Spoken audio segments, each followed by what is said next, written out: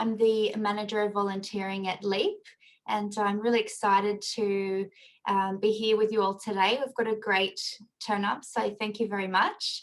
So my background, I joined LEAP in November, and I manage volunteer training and recruitment and support. But before that, I was working in higher education, working with international students and developing training and leadership programs for students and staff in a university setting.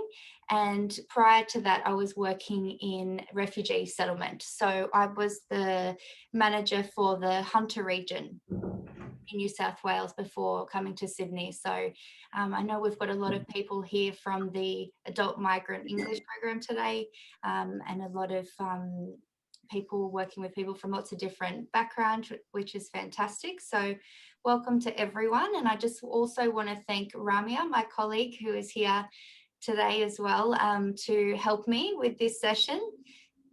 Thanks, Lauren. Hi, guys. I'm also obviously from LEAP. I'm the Chief Operating Officer here. I also joined LEAP back in November last year. So we're all pretty new, but we're really excited. And as you know, LEAP does a bunch of things. One of it is obviously supporting volunteers like yourself and volunteer managers.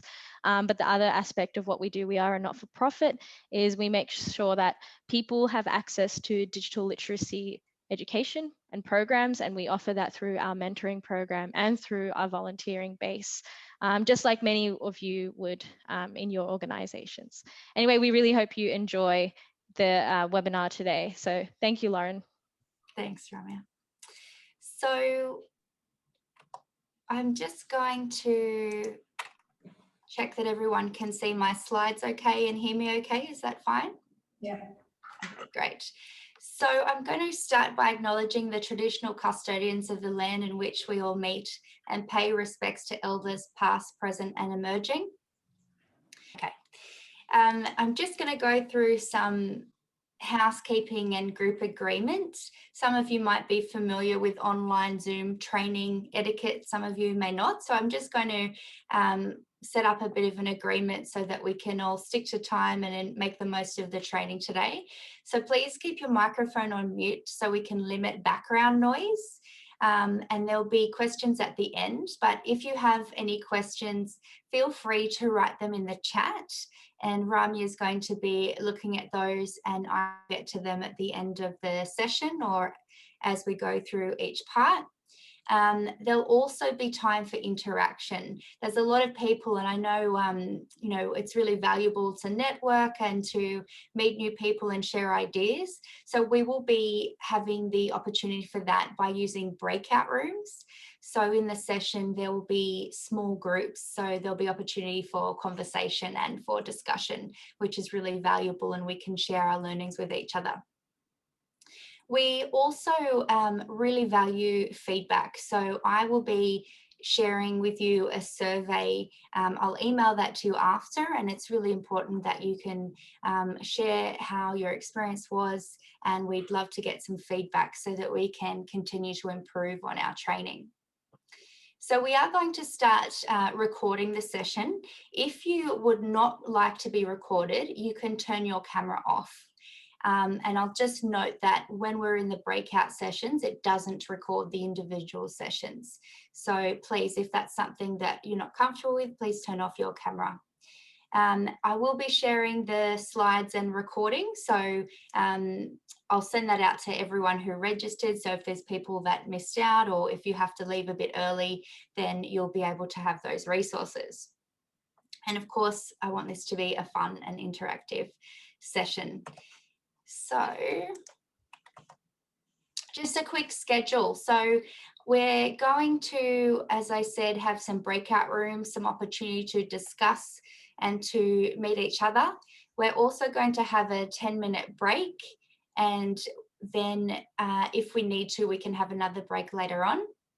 And then there'll be some time for some reflection and questions at the end. And then I will make sure that we finish on time at 3 o'clock. And if you do have to leave early, that's okay. You can just pop a message in the chat or leave the session, and that's not a problem. So today I hope that you will all get a lot out of this, and I'm sure I will learn from you as well.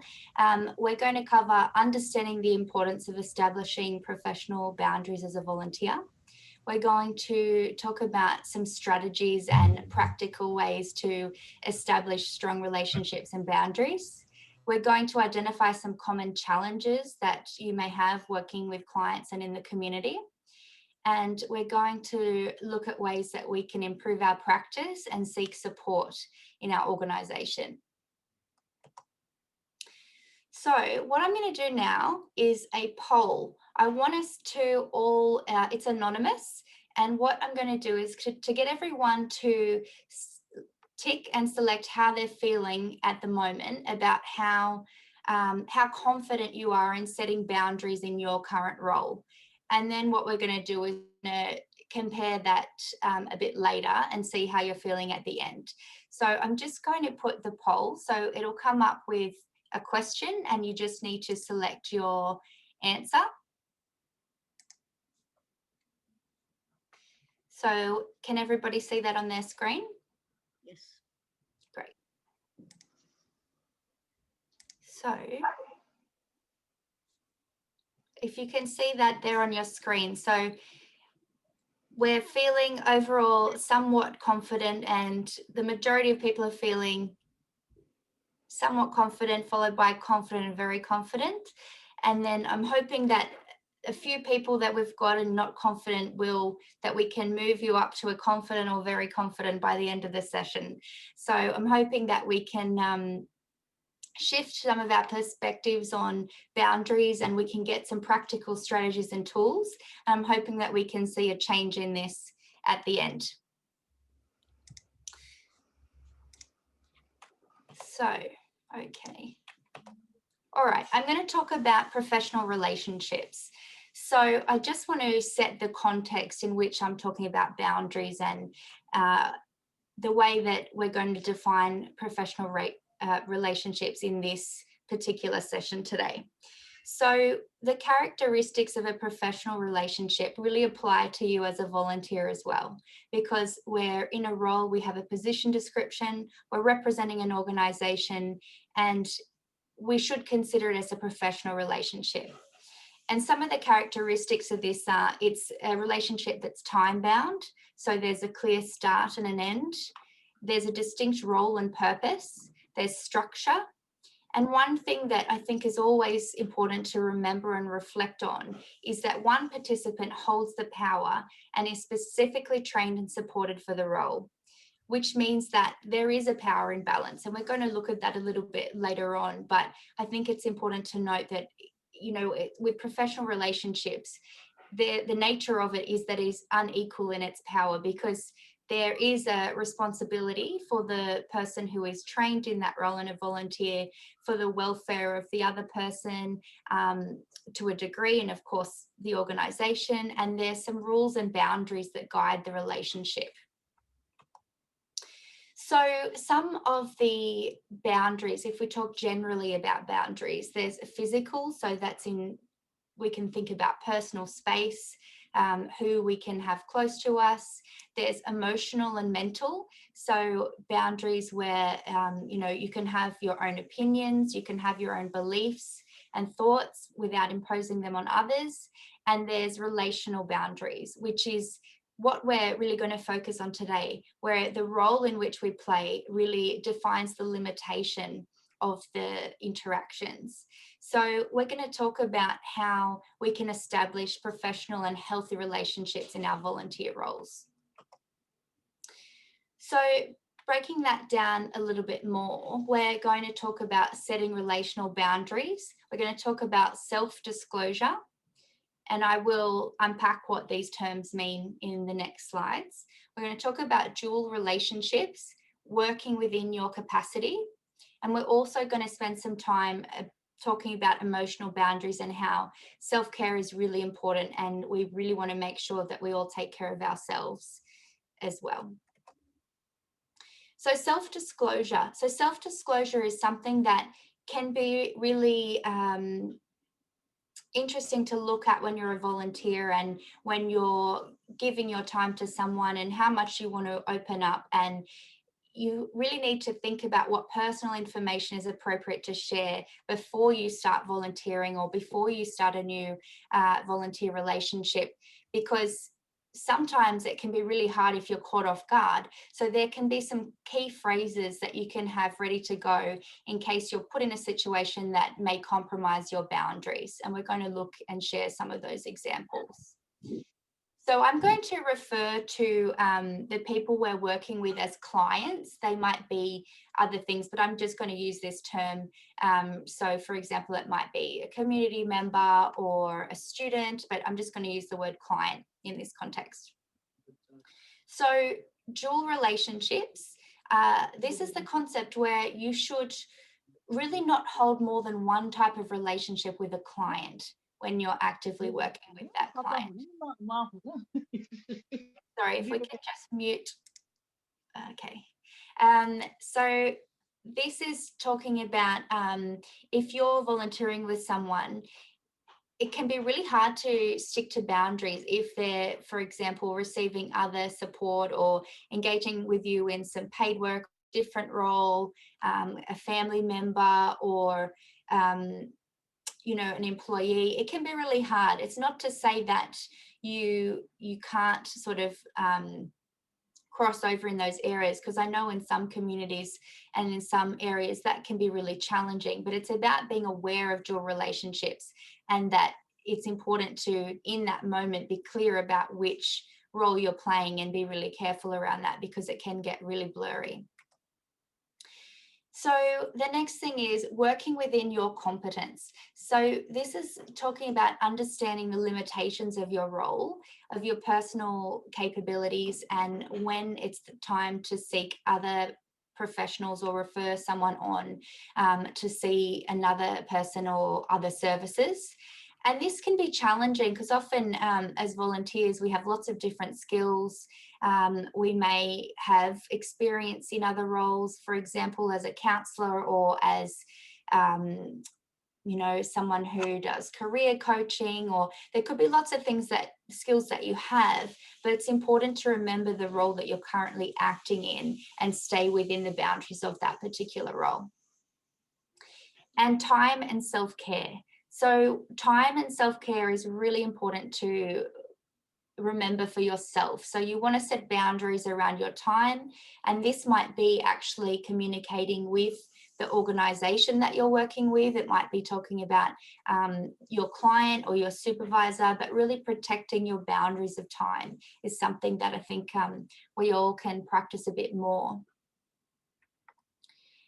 And with boundaries, I really believe that it's one of those areas that's about lifelong learning and about reflective practice. We're all human, we're all going to make mistakes, and it's something that we can all just continually work on. And you can always sort of look back on what's working well and what's not, and we're going to take some time to do that today. So I'm going to give a scenario and actually give some examples of some strategies you can use. So in my previous roles, I've worked really closely with refugee and migrant support services, and it can be really challenging when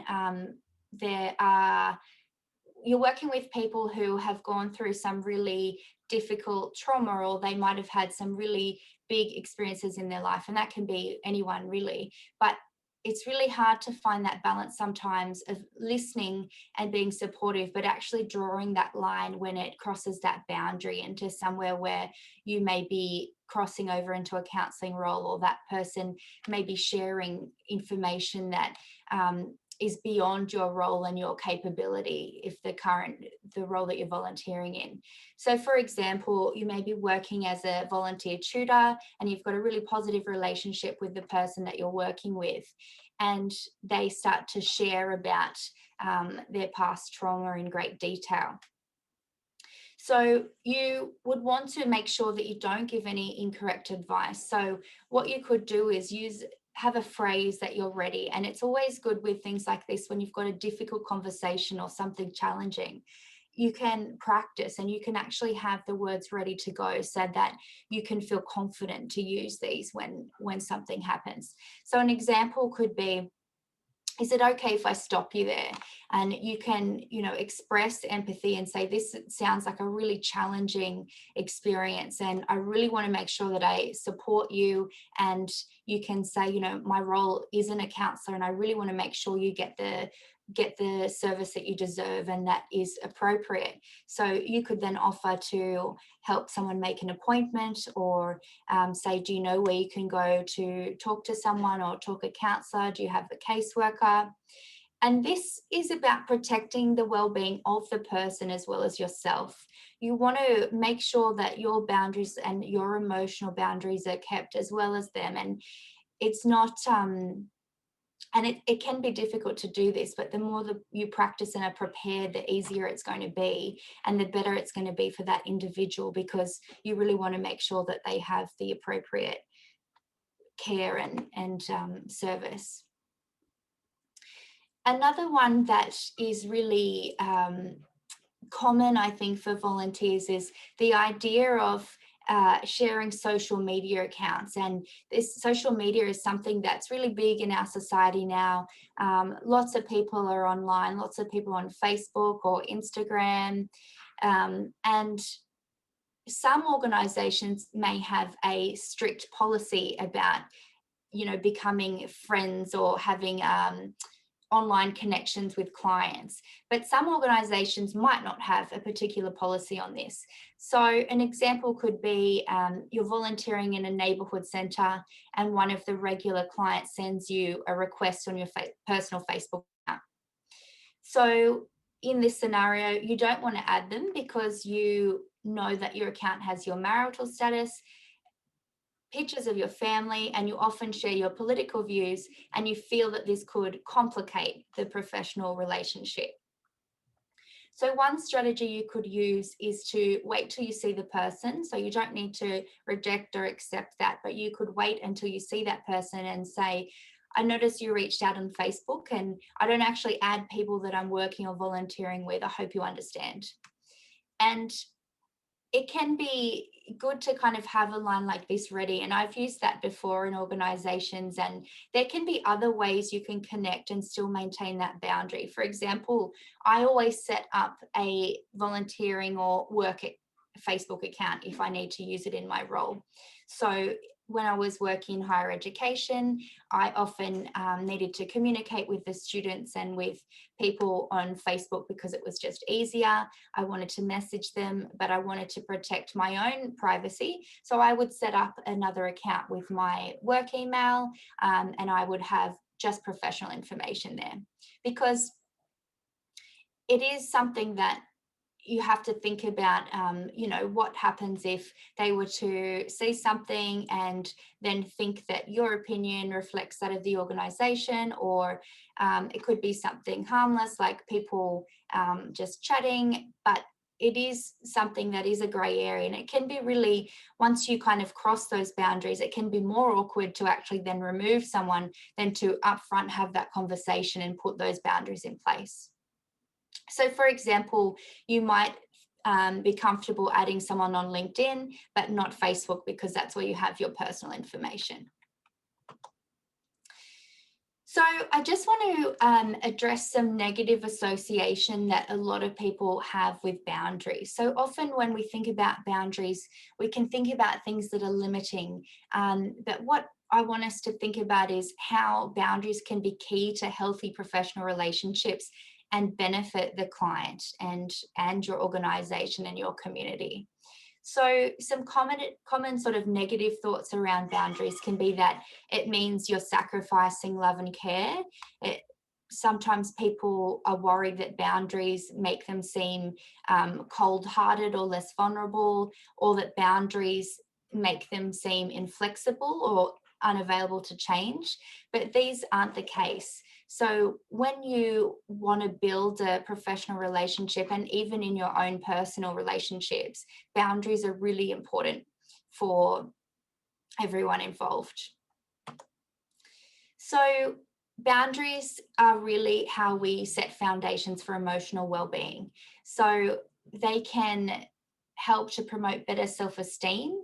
And this is really for the client and for the volunteer, because it can really benefit both people. It can help you to conserve emotional energy, and it can foster more independence and agency. Often, if we cross boundaries with clients and say we border on the line of doing things for them instead of helping them to understand how to do things for themselves, we're actually taking away that opportunity for independence and agency, which is what we want to build in our community. We want people to be able to be empowered to do things for themselves. And we also want to make sure that we can look out for cues in body language and tone to see if people are starting to become uncomfortable, and we can also be mindful of not giving unsolicited advice and oversharing. So the benefits of boundaries. So I'm going to break it down in terms of the benefits for yourself as a volunteer, and then look at the benefits for the other people involved in your volunteer work. So for you, it can prevent burnout.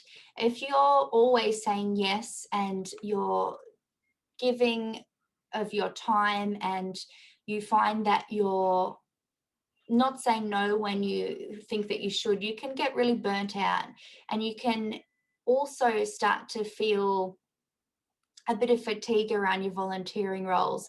And you're going to get the most out of volunteering when you do have healthy boundaries, because you're going to feel better about it and you're going to feel respected. And it's also about safety as well, when we talk about some of the other aspects of boundaries and people's safety emotionally and physically, of course. I want to spend some time thinking about how we can also be a positive role model of professional behaviour. If you're working with someone who is, say, they're new to Australia or new to our education system, they might be new to our workforce and ways of doing things. This is actually an opportunity for you to role model professional behaviour, because it sets the scene. Even being a volunteer, you're not a friend, you're not a casual acquaintance, it's a professional relationship. So you can actually show what it's like to, what the expectations are around professional relationships, which can actually be really beneficial in how that person then accesses other services, how they might learn to enter higher education or the workforce in Australia. For example, if you're working for people who are newly arrived from other countries, or even international students.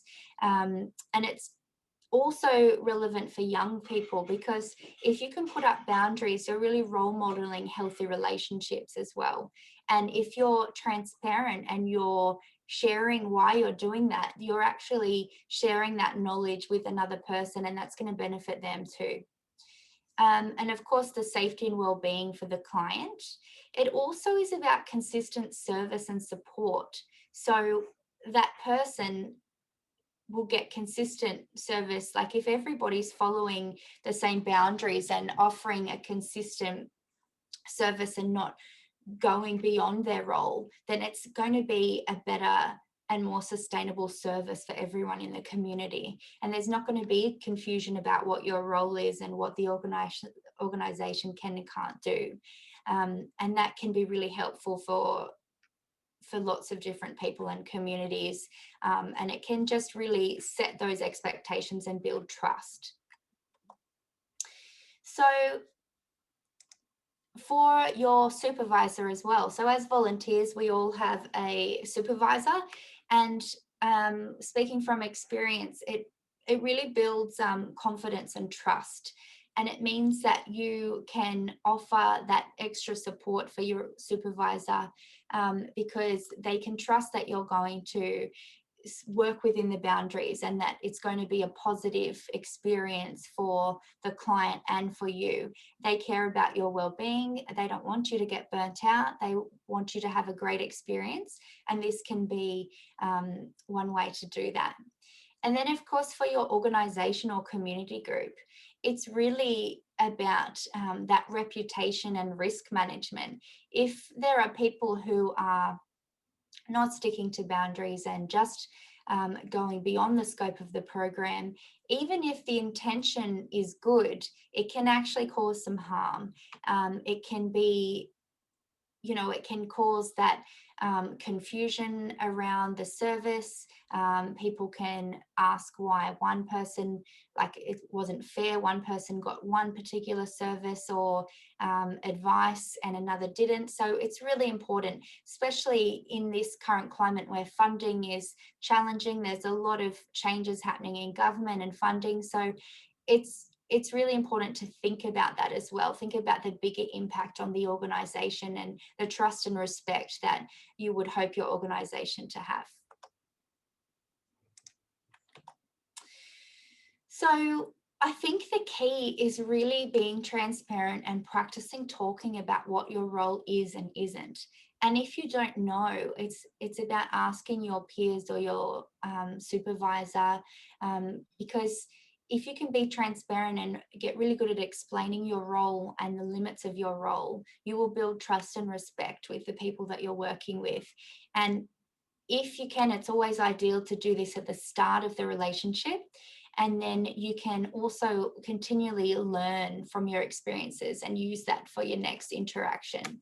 And if boundaries are broken, which can happen very easily, or even enter a grey area, you're best to communicate that straight away, because then it becomes more challenging for yourself if you don't address it straight away.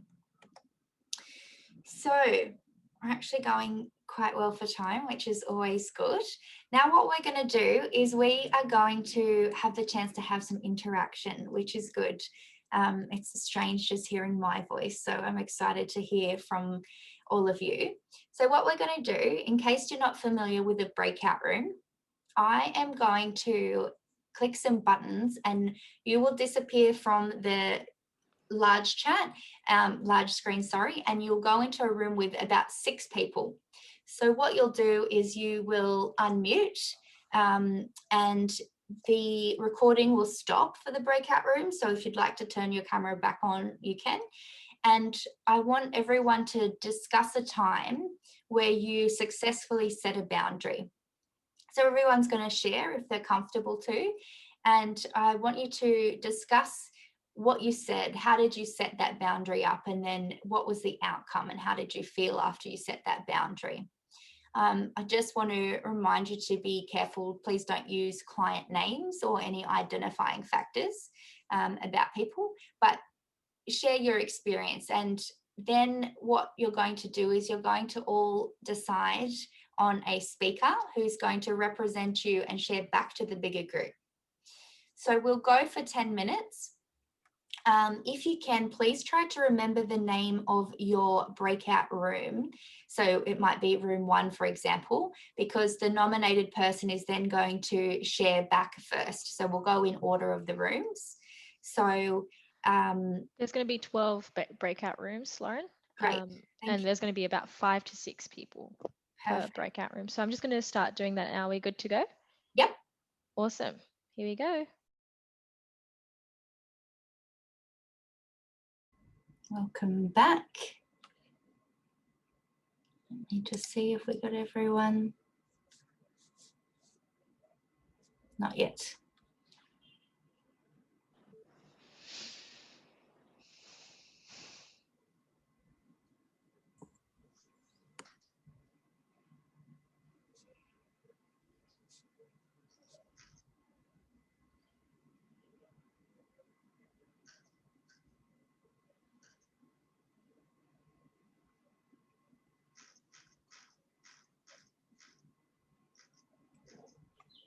I think we're about. Hello there. Mm-hmm. Lauren. Yes. I've got to apologise because I never got in till late because I had trouble with my internet. So, and I missed. I'm in the dark. Okay. But I'm trying to catch up. But I found that very interesting. But I actually haven't started phoning people back yet with any of this information. So I can't give any details of my activities and that because I'm on the fringe. I've got to go into the frying pan in the next couple of days, sort of thing. So, No problem. I'm Okay. learning by the experience, but I do apologise for getting in late because you know what these computers are like, and I do. so I The apologise. session was very quick, unfortunately. Pardon? The session was way too quick to share properly. Okay, all right, we'll extend the next one. Okay, so thank you for that, and hopefully I'll give you some more time in the next one so everyone gets the opportunity to have a good discussion. So who is in group 1 and nominated to share first? That's me. I'm David. I've been elected as room 1 speaker. We had a couple of really good examples there. One where somebody was being taught English and overstepped the boundaries there, but they just didn't know. They just didn't know that that's all that was they were there for. And once they'd been explained nicely, they were actually the relationship got stronger, and it was a really nice example. And mine was just doing community support work, and you often come across this, and just using your company as the reason why. If they ask too much of you and you know they're overstepping the boundary, you can easily say, we don't do that, whatever your company's name is, or I can't stay longer, I have to go to another job, which is often true for what I do, and they often want you to stay longer. It can be really hard to get out. That you just have to go, or you can't come inside, you have to go, and often get asked in and say, oh no, I have to go and clean the van or something. And that's what the company's there for, and they encourage that. And I think a lot of the volunteer groups do as well. Yeah, great. Thanks, David. Before group 2 goes, I'm just going to jump in with a response quickly. Anne asked in the chat, what do you do with explaining boundary with someone who might just be beginning English and have, starting that learning journey of probably their 3rd or 4th language usually.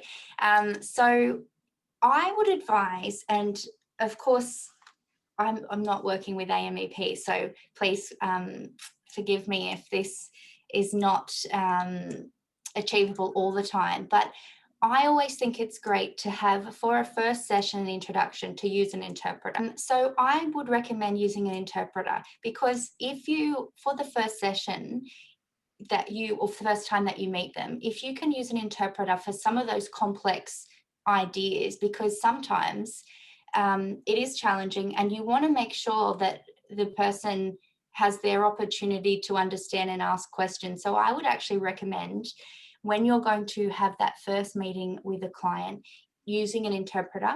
And I can share some resources at the end, because it's really important, and it's worth that investment of time and energy to make sure that the person has this information in their preferred language. So that is what I would recommend. We can talk about that a little bit more. Moving on to group number 2. Okay, that's me. I'm Paul. Can you hear me okay? Ken, thank you, Paul. Oh, good. The technology here is really working very well. I'm impressed. There were 6 people in our group, as you know, but unfortunately 2 had some technical problems, or it appears they did. So we really only had feedback from 4, including myself.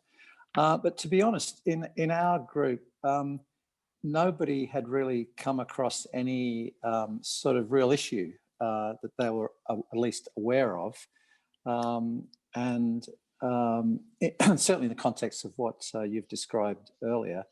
So I don't know that we really came up with any great examples. In fact, we didn't really, of how well something was handled. And to some extent, sort of thinking about it, it was probably contextual somewhat. One of the ladies in our group, Deb, she works with elderly people, and she said it's a natural thing for the elderly to want to chat and tell them all about themselves. They, in some ways, and I hope I'm not being prescriptive here, but I'm not really expecting an answer, you know what I mean, or guidance. So perhaps you could say handling that particular situation well is just to sit and listen and not pass comment. I don't know whether that's appropriate or not. Jill was another person in our group. She said she hadn't really come across any issues. She worked in community aged care as well, and had a lot of experience in this, and had managed to, hadn't really come across these boundary issues significantly. And I think they were the main sort of pieces of feedback. I'm not really giving you any great sort of examples from our group, unfortunately. Yeah. No, it's still valuable because, sometimes there's roles where it's easier than others, and you all might be actually just very used to these boundaries, and perhaps it's something that you're already very familiar with. So it might be something that there isn't an issue, and that's great as well. Ramya, were you going to make a comment? No, I think the aged care example was really good, especially when you're working with the elderly, about chatting and not passing comments necessarily.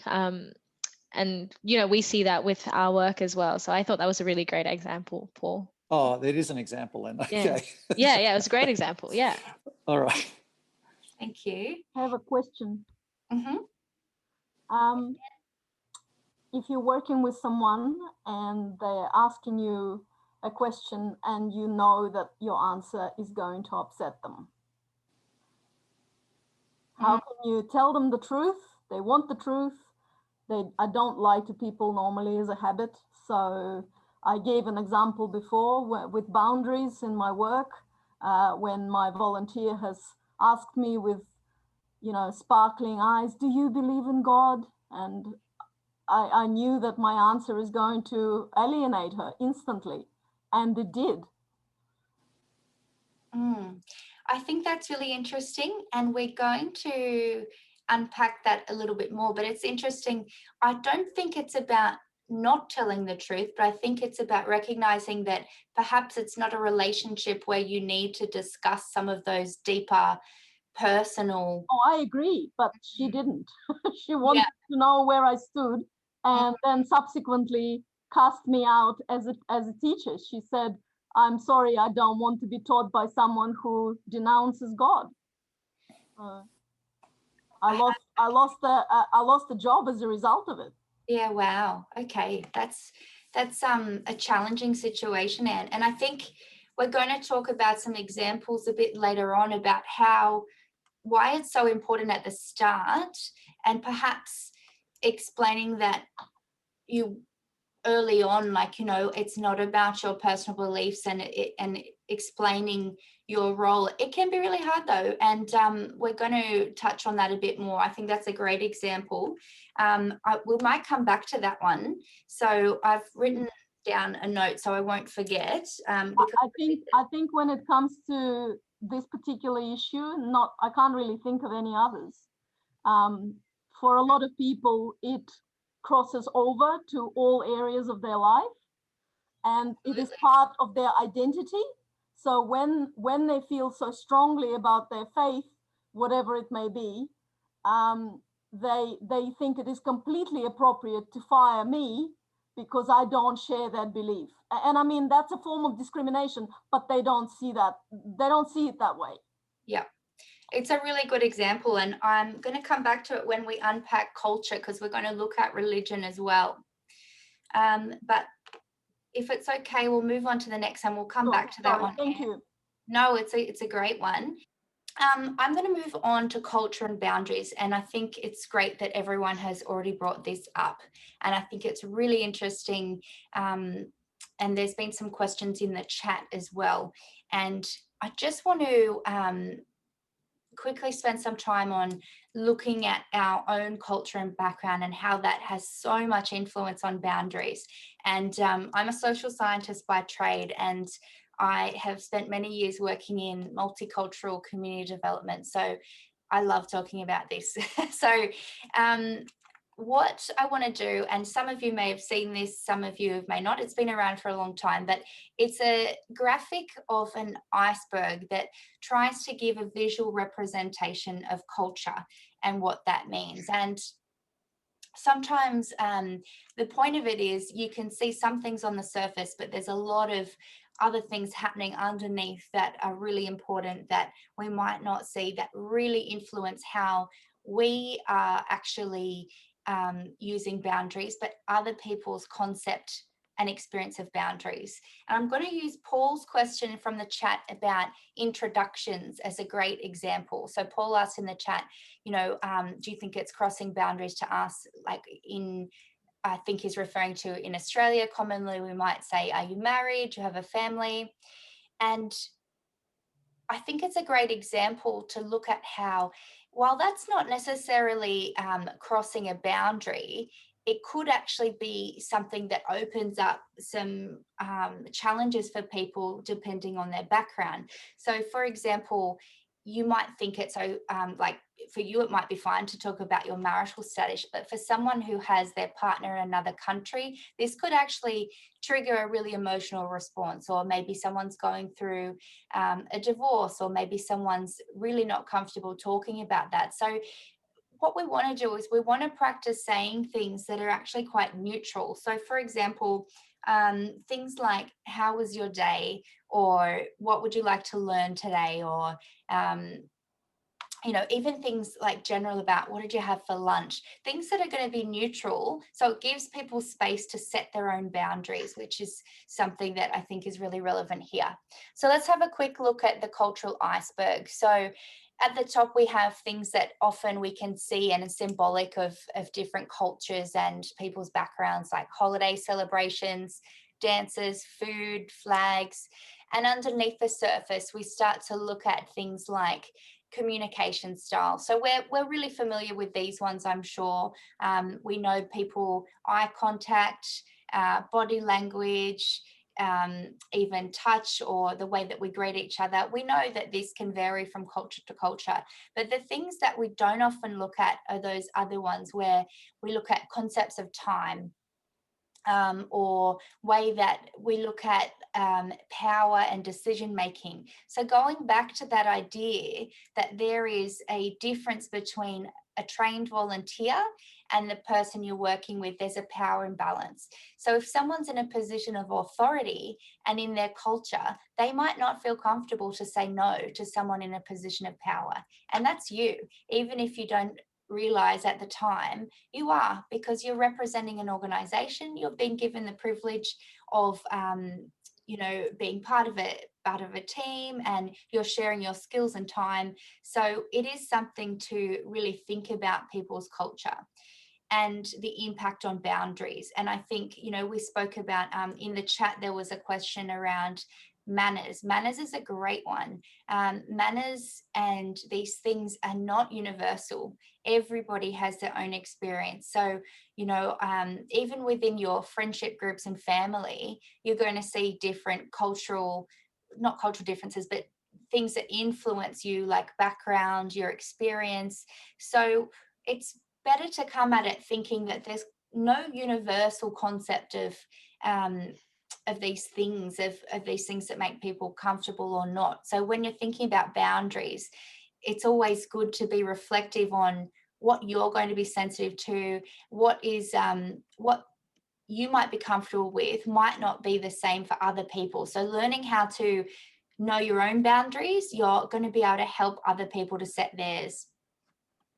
So I'm just going to, we're going to move into the next activity, and because that was too short, we're going to extend that a little bit, but I do want to keep to time. So what I want us to do is to think about your own culture and background and how that's influenced your understanding or use of boundaries.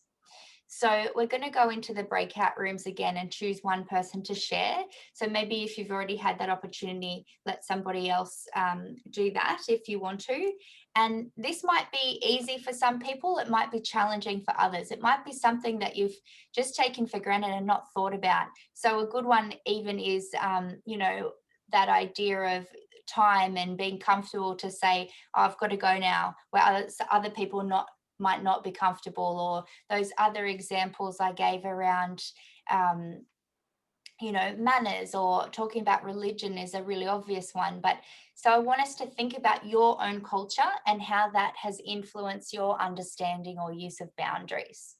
So we're going to go. Yep, I'm just going to open all the rooms again. Yep, so we're going to go, let's go. I want to have time to share back. So we might have to still go to 10 minutes. Yeah, I can open the same rooms, and then that way we can do the rest of the groups who haven't yet spoken. Yeah. Thank you.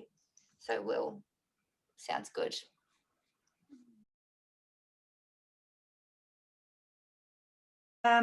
We had 4 people in our group, including myself, and the others all seem to be involved in teaching. And one lady is a multicultural teacher, and she said she never had an issue actually with other cultures, and she was especially involved in Arabic teaching.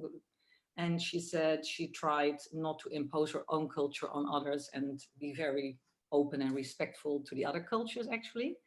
And there was someone, a teacher as well, and she is going to be matched with a student from a similar background, but hasn't started yet. So she's, looking forward to see how that works out. And there was another girl, and she is an AMEP teacher and new.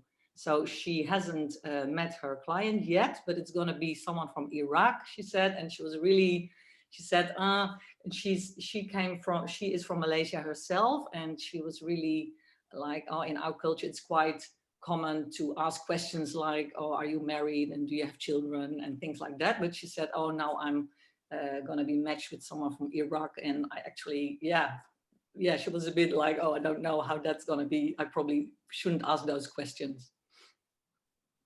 Thank you. Great examples. Moving on to 11.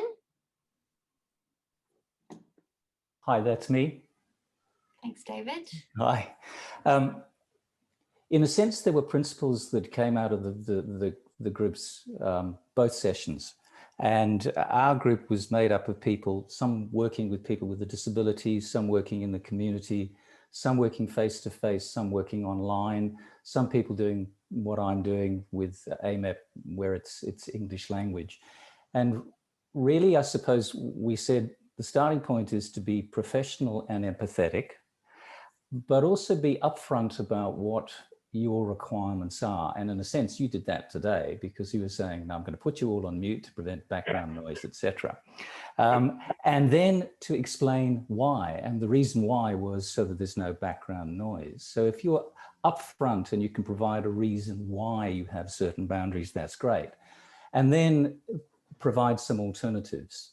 So in one case, in the first session, people were wanting to be friends. And they said, well, look, we can't do that, but here's an alternative. Perhaps try this and this and this. So that was the first session. The second session, when we're talking about cultural issues, a number of things came up. There are different cultures that are not as concerned about how much money do you earn? How many houses have you got? And that makes some of us feel uncomfortable. Some people also will turn up and their phones will go during sessions.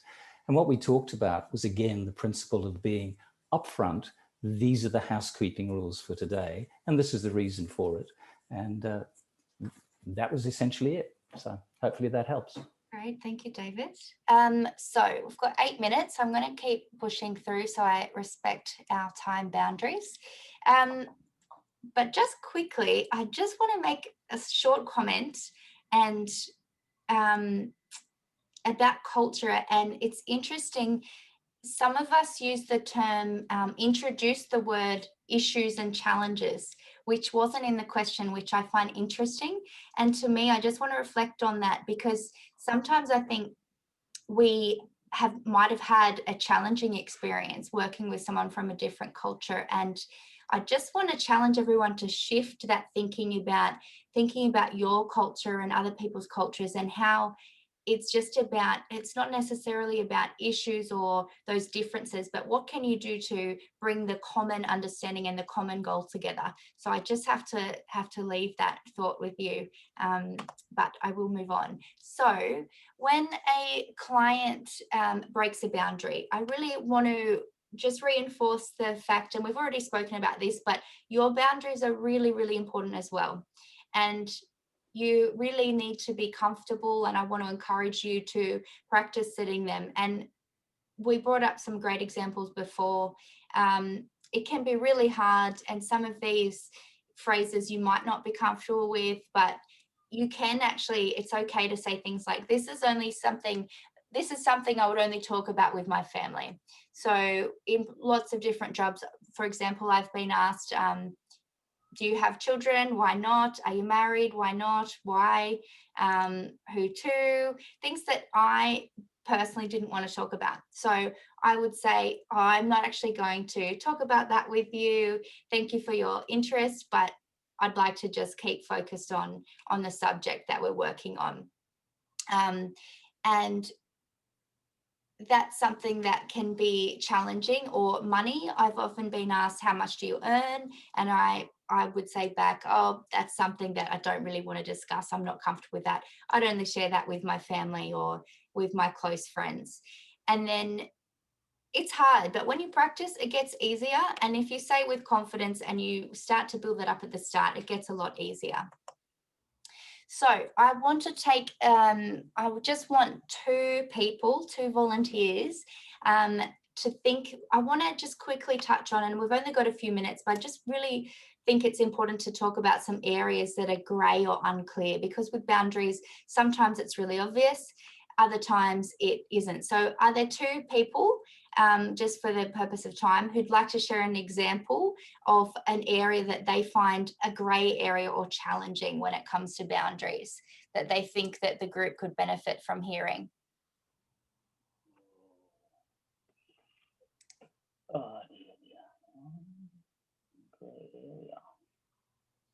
Have we got anyone who... I find, I have grey areas. So at my last job, I was working with youth.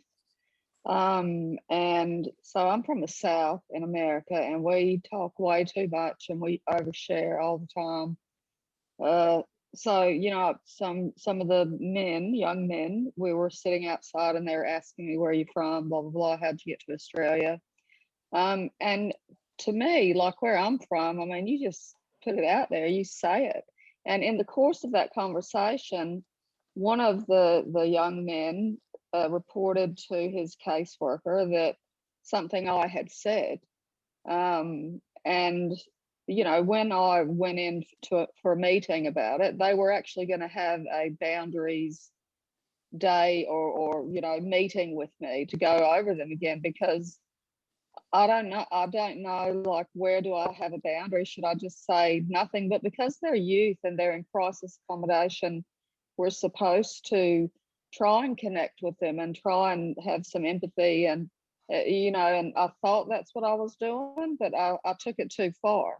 You know, so I was not surprised, because as soon as it came out of my mouth, I thought, you know, I hope that just goes right over his head, but obviously it didn't. And so I guess I have to know, because I will be doing a similar role hopefully in the future, but with younger youth.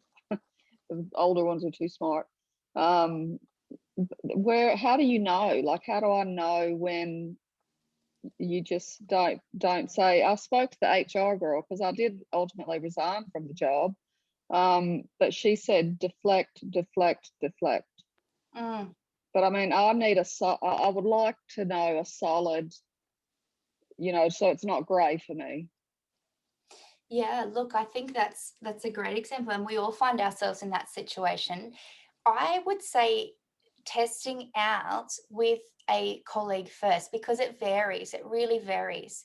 Because, so I'm trying to not give you a deflecting answer, but in terms of something that is, you know, I suppose if they repeated that back in front of a group of people and you felt a bit uncomfortable. So you said something that was really important is you said that you caught yourself as soon as you said it thinking, oh, So when you get that feeling and you check in with yourself, that can often be a great indicator. I actually think having conversations with other people out loud. So when you're doing volunteer training and you're meeting people, share, like we learn from each other, you know, and I think sometimes that's the best way. There is no kind of black and white rules, but if you've had that experience before and someone's become uncomfortable, reflect on it and say something different next time. Think, okay, that was too much. I'm going to just share this much amount of information. And we can talk after if you like, if you have specific examples. But thank you for sharing, because I think it's great that you put that out there, and we all get in those situations. And I think what I want to encourage everyone to do is to talk about it. Don't keep it like to yourself and hold that that stress and that burden of it, but talk to your supervisor and give specific examples if you like, you know, in your context, and then you can talk to your peers as well. I am cautious of the time, so I'm just going to keep going just because I want to get through. But Barbara, if you want to talk more, I'm more than happy to one-on-one. Another great place to go for information is your organization's different policies. Sometimes they can be dry, sometimes they can be great. But what I also want to do is, if anybody has some great resources that they would like to share, please feel free to email them to me. So for example, if you've seen a great TED Talk, read a great book on boundaries, let's share it so we can learn from each other.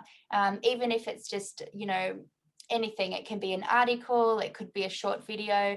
Please send it through and I will distribute them to everyone in an email.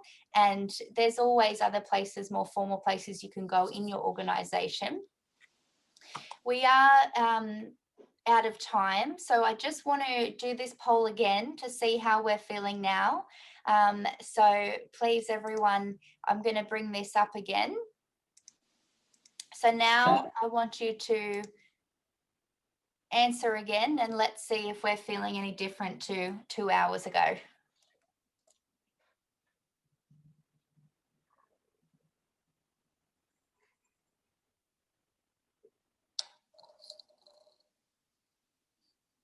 Okay.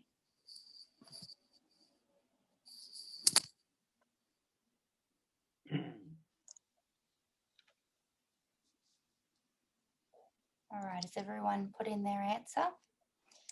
It's okay if you don't want to. I'm going to share the results, and we've seen an increase, so I'm pleased to see that. We've seen people feeling very confident, so I appreciate you being honest as well. And it's okay that there's still people feeling unsure, because that's boundaries, that it is hard. So thank you very much. What I'm going to do, I will stay back if anyone has any burning questions. And I am going to email you out a survey. I really would like your feedback, honest feedback. I love surveys, so please let me know how you feel. I'm going to email that to you. And also the next training that we're going to do is we are going to have a session on working with people from refugee backgrounds. I'm going to have two amazing people share from their own experience, and that will be 24th of Feb. So thank you all so much for your time. 2 minutes over, I'm sorry. But please, thank you so much. And I'll send out the survey. And if you'd like to ask any questions, I'm happy to stick around for a few minutes. So thank you so much, and feel free to leave if you've got things to do. And thank you for your time today.